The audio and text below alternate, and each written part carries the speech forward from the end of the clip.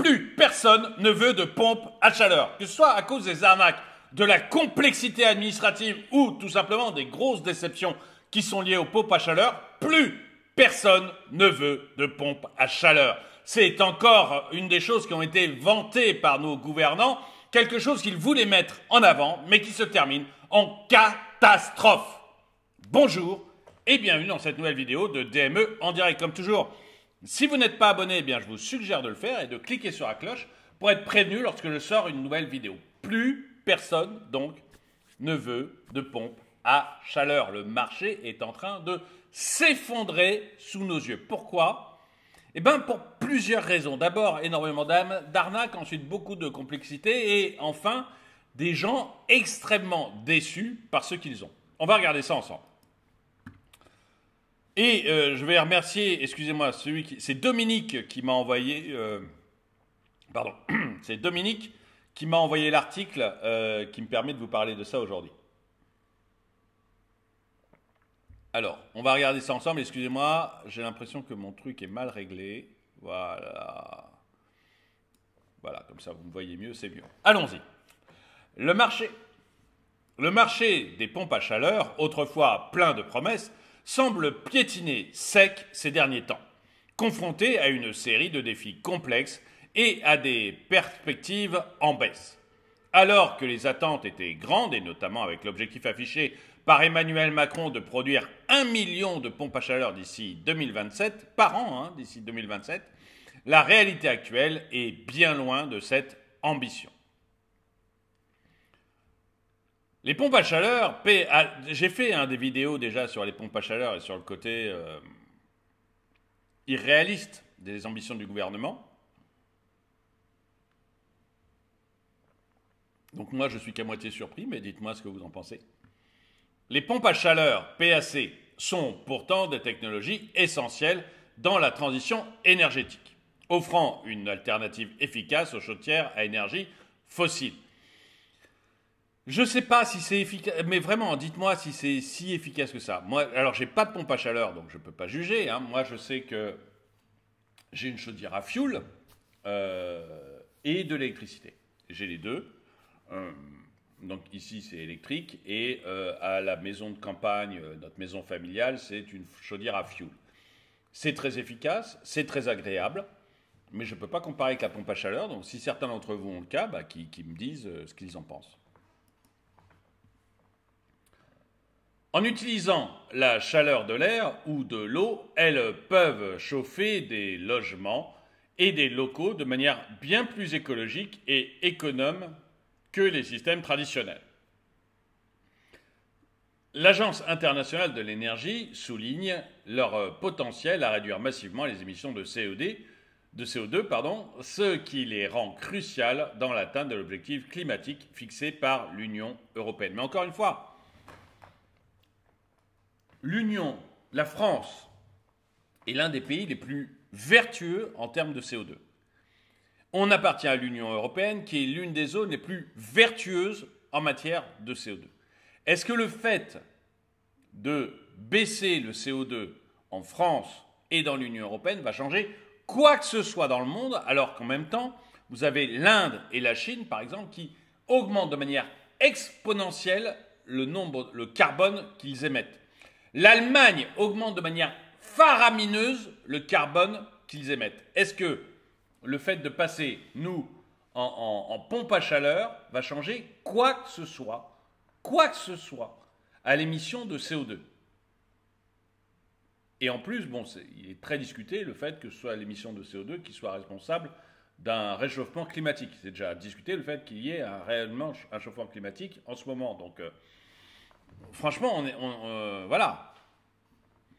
Je veux bien que ce soit mieux en termes d'émissions de CO2 que le chauffage au gaz, par exemple, les chaudières au gaz, par exemple, puisqu'on avait voulu à un moment les interdire, jusqu'à ce que l'Élysée en achète une pour lui. Mais je veux bien que ça ait vous savez ça, j'avais fait une vidéo là-dessus. L'Élysée, en plein moment où on pensait vous supprimer vos chaudières au gaz, les journaux ont découvert que l'Élysée venait de s'en acheter une à 100 000 euros. et de se mettre une chaudière au gaz toute neuve à 100 000 euros l'an dernier à l'Élysée. Et du coup, c'est devenu impossible de vous interdire la chaudière au gaz. Même chose, vous voyez, on parle de la pompe à chaleur là. Moi, je veux bien, on me dit c'est efficace, c'est génial, c'est ce qu'il faut, c'est merveilleux. Mais ce que s'est fait installer l'Élysée récemment, c'est une chaudière au gaz. Il a sûrement des pompes à chaleur, je ne dis pas le contraire, certainement. C'est des gens forcément vertueux, puisque c'est les gouvernants, hein. Donc ils ont fatalement des pompes à chaleur, mais ça ne devait pas suffire. Puisqu'ils ont fait installer une chaudière au gaz pour 100 000 euros. Donc voilà, moi je veux bien qu'on me vante la pompe à chaleur, qu'on me dise que c'est merveilleux, mais je ne sais pas si c'est Emmanuel ou Brigitte qui avait froid aux pieds. En tout cas, il y en a un des deux qui a dit « Attendez, vos pompes à chaleur, ça commence à me gaver, mettez-moi une bonne chaudière au gaz. » Voilà. Malgré ses avantages environnementaux et économiques, le marché des pompes à chaleur connaît un recul inquiétant. En 2023, les ventes ont chuté de manière significative dans plusieurs pays européens, notamment en France, où elles ont diminué de 13%. Donc ça n'a plus la cote. Plusieurs facteurs expliquent cette situation difficile. Alors on va voir pourquoi ça n'a pas la cote. D'abord, la complexité des aides et des dispositifs de soutien gouvernementaux tels que MaPrimeRénov' rend l'accès à ces technologies plus difficile pour les consommateurs. Les changements fréquents dans les règles et les critères d'éligibilité créent des incertitudes tant pour les particuliers que pour les professionnels du secteur. Alors vous voyez, quand il y a des changements fréquents, ça veut dire qu'on navigue à vue. Voilà. J'ai fait une vidéo ce matin sur la prime, vous savez, pour les voitures électriques, comment on appelait ça déjà, le leasing social, où le gouvernement a 4 fois plus de dossiers que ce qu'il pensait. 4 fois plus. Je veux dire, quand des choses comme ça, ou MaPrimeRénov' qui change tout le temps, quand vous avez des trucs comme ça, c'est que vous avez un gouvernement qui navigue à vue. À vue. Donc qu'on ne vienne pas me casser les pieds avec l'État stratège. L'État navigue à vue. Pourquoi il navigue à vue sur l'écologie? Parce que c'est du pipeau. Parce que c'est du pipeau. Si vous saviez réellement l'impact du CO2, si vous saviez réellement, non seulement l'impact du CO2, mais qu'est-ce qui émet le plus de CO2, si vous saviez réellement l'impact de mettre une chaudière à gaz ou de remplacer une chaudière à gaz par une pompe à chaleur, vous seriez capable de calculer réellement ce qu'il faut. Et donc, quand vous mettez MaPrimeRénov', et si en plus vous saviez compter vos sous, ce qui visiblement n'est pas le cas de notre État, mais si vous saviez en plus compter vos sous, bah vous pourriez dire, voilà, ça va coûter tant, et j'ai besoin de tant de pompes à chaleur pour atteindre les objectifs que je me suis fixés. Et je me suis fixé tels objectifs de CO2 parce que ça va permettre de baisser la température à la surface de la planète de tant de degrés. Si moi, État français, je le fais, voilà, ça baissera la température de la planète à tant de degrés. Donc vous voyez, si vous avez des chiffres précis et pas du bullshit tout le long de la courbe, vous savez exactement combien de pompes à chaleur vous devez installer. Vous préparez votre budget. Ben, je mets tant de milliards parce que je dois installer tant de pompes à chaleur. Hop, et MaPrimeRénov', il ne bouge plus. Vous faites ça en une fois. C'est ce que feraient des gens sérieux. Et moi, j'ai dirigé une entreprise. J'ai une PME. Et dans ma PME, ben, quand on faisait une offre promotionnelle, on calculait les choses. On disait, ben voilà, on a tant d'heures que l'on doit réussir à vendre. Tant d'heures, ça représente ça sur notre chiffre d'affaires, ça représente ça sur nos bénéfices, ça représente ça comme coût. On peut prendre une partie de notre bénéfice pour essayer de vendre plus d'heures. Dans ce cas, on va vendre beaucoup plus d'heures, ça va nous rapporter plus. Enfin, vous voyez, on faisait une promotion. On faisait une vraie promotion, mais comme on se basait sur des chiffres qui existaient, qui étaient réels et qui n'étaient pas du pur bullshit, eh ben, notre promotion, on n'était pas en train de la changer toutes les semaines.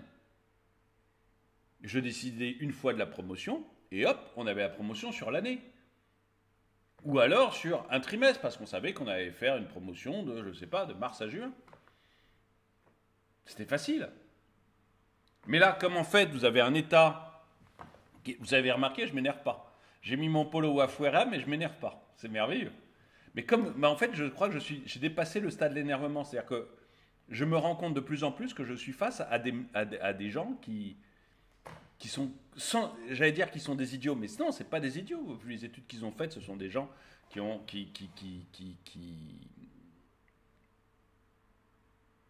sont pas bêtes. C'est juste qu'ils ont un mode de pensée qui est, la première chose, c'est que je dois donner l'impression aux autres que je pense bien. Et deux, je navigue à vue. En fait, je me fous des conséquences. Je me fous complètement des conséquences. Et donc voilà, donc ça donne des trucs comme MaPrimeRénov', où ça change tous les mois, toutes les semaines, enfin régulièrement, parce que de toute manière, on ne se base pas sur le réel, si vous voulez, on ne se base pas sur des chiffres précis, on se base sur le tampon, je pense bien. Ça ne peut pas donner des choses correctes. Donc, les changements fréquents de ces règles et des critères d'éligibilité créent de l'incertitude tant pour les particuliers que pour les professionnels du secteur. De plus, la récente réorientation de MaPrimeRénov' vers une prise en charge plus importante des travaux de rénovation globale a entraîné un déclin des projets de remplacement de chauffage individuel, impactant directement les ventes de pompes à chaleur. Là aussi, vous voyez, les projets de rénovation globale, je ne vais pas faire la vidéo là-dessus, mais c'est aussi du pipeau. Enfin, j'ai fait des vidéos là-dessus où on a l'exemple allemand, où pendant 10 ans, on a dépensé 300 milliards, il me semble, une somme colossale pour rénover les bâtiments en Allemagne pendant 10 ans. On a l'exemple anglais, où on a mis énormément d'argent, et où on a une étude qui a été faite par Cambridge, sur, je ne sais plus, 50 000 foyers, je crois, un truc gigantesque. Et puis, on a le conseil d'analyse économique, il me semble, c'est français et ça appartient à l'État, qui a fait une étude, lui, sur l'ensemble des clients du Crédit Mutuel. Donc on a 3 gigantesques études, faites par 3 organismes extrêmement sérieux, puisque d'un côté vous avez le pays, l'Allemagne, de l'autre côté vous avez Cambridge, qui est quand même pas une petite université, et enfin vous avez le Conseil d'analyse économique français. Donc 3 organismes sérieux qui mènent 3 études de très très grande échelle dans 3 pays et qui vous disent exactement tous les 3 la même chose, mais de manière très claire.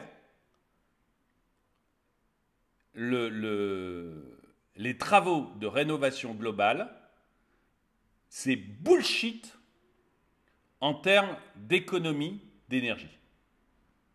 Alors je sais que certains vont réagir, mais en fait, c'est plutôt... en fait, ce qui est constaté, c'est qu'une fois que les gens ont bien isolé leur maison, ils ne font pas baisser leur facture, ils augmentent leur chauffage.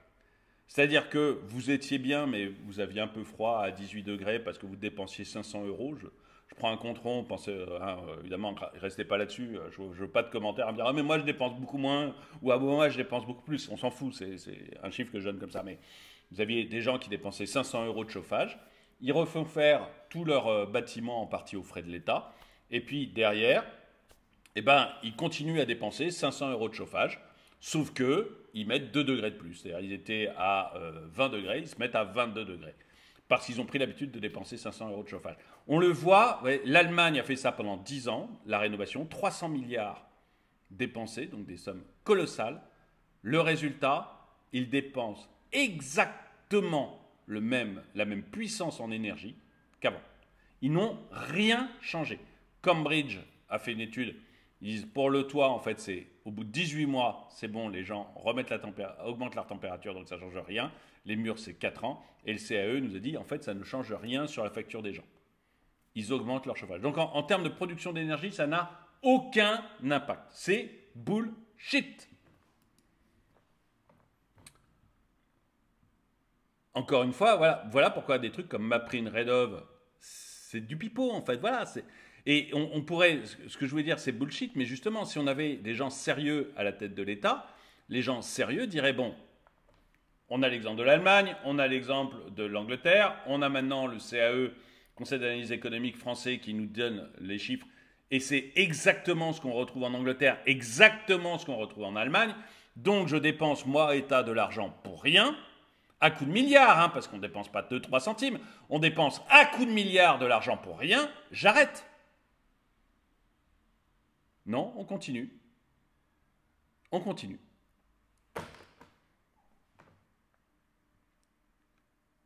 La situation est égale. C'est vos sous, hein. Vous voyez, si moi ça me touche, c'est que c'est vos sous. C'est vos sous qu'on vient chercher dans vos poches. L'État n'imprime pas des billets. Il crée zéro richesse.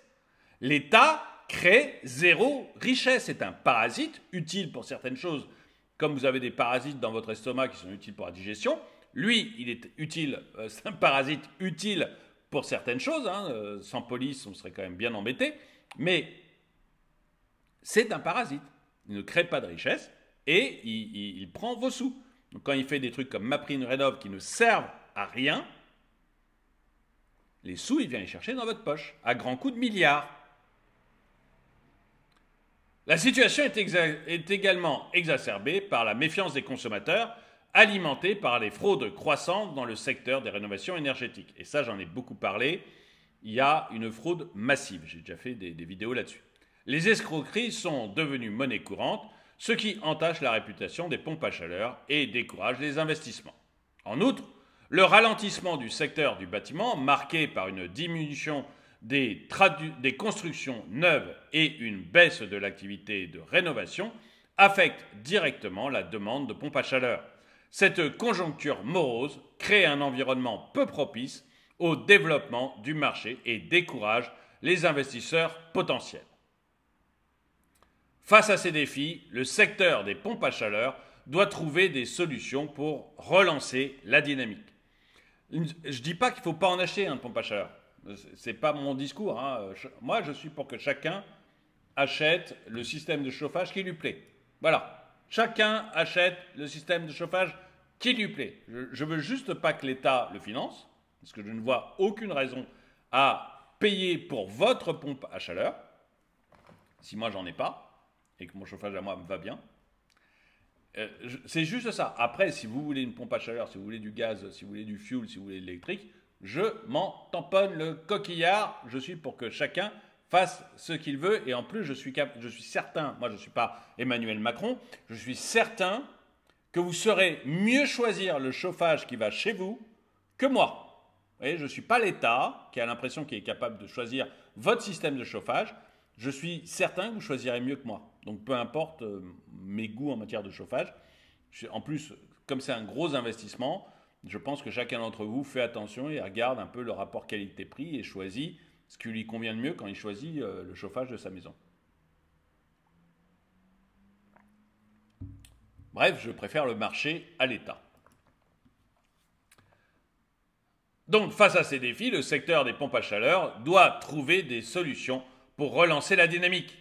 Une stabilité dans les politiques de soutien, une lutte efficace contre les fraudes, ainsi qu'une sensibilisation accrue du public aux avantages des pompes à chaleur sont des éléments essentiels pour inverser la tendance actuelle. De plus, des efforts concertés pour attirer de nouveaux clients vers les métiers liés à l'installation et à la maintenance des pompes à chaleur sont nécessaires pour répondre à une demande croissante. Malgré les obstacles, certains restent optimistes quant à l'éventuel regain du marché dans les mois à venir. Encore une fois, achetez-en si vous... Enfin, franchement, je veux juste pas que l'État le finance, moi c'est tout. La transition énergétique demeure un enjeu majeur et les pompes à chaleur sont appelées à jouer un rôle central dans la transformation. Espérons que les efforts conjugués des acteurs du secteur et des autorités publiques permettront de relancer cette industrie cruciale pour un avenir plus durable. Et j'aimerais bien savoir ce que vous en pensez. D'abord, j'aimerais savoir si vous avez installé une pompe à chaleur, si vous êtes content de ce que vous avez, est-ce que ça vous plaît, et il n'y a pas de honte, encore une fois. Vous voyez, moi j'ai du gaz, j'ai de l'électrique, Et à la limite, si je devais demain virer ma chaudière à gaz, eh ben, je regarderais en me disant, bon, pardon, c'est pas du gaz, c'est du fuel que j'ai. Si demain je devais virer ma chaudière à fuel, eh ben, je regarderais en me disant, bon, est-ce que je prends plutôt pompe à chaleur, est-ce que je mets tout électrique, basique, sortant du nucléaire, ou est-ce que je mets du gaz, ou voilà, enfin, ou la même chose en fuel, mais le fuel on n'a plus le droit, mais voilà. Je me poserai la question. Donc il n'y a pas de mal si vous avez acheté une pompe à chaleur. Encore une fois, ça ne me gêne pas du tout. J'aimerais par contre que vous me mettiez dans les commentaires si vous en êtes satisfait. J'aimerais savoir si vous êtes d'accord avec moi pour dire qu'il faut que l'État arrête de subventionner ces machins avec nos sous et laisser les gens libres de choisir ce dont ils ont besoin, mais sans avoir à payer nous, parce qu'il n'y a pas de raison que ce soit l'État qui paye votre pompe à chaleur. Et j'aimerais savoir si vous êtes d'accord avec moi que de toute manière, cette histoire de MaPrimeRénov', c'est du fric que l'on crame pour rien, alors qu'il y a vraiment des sujets beaucoup plus intéressants et beaucoup plus urgents à traiter en France. Dites-moi ce que vous en pensez dans les commentaires. En tout cas, merci d'avoir regardé cette vidéo. Mettez-lui un pouce vers le haut, commentez-la, partagez-la. Merci à tous ceux qui soutiennent la chaîne. Et moi, je vous dis à très bientôt.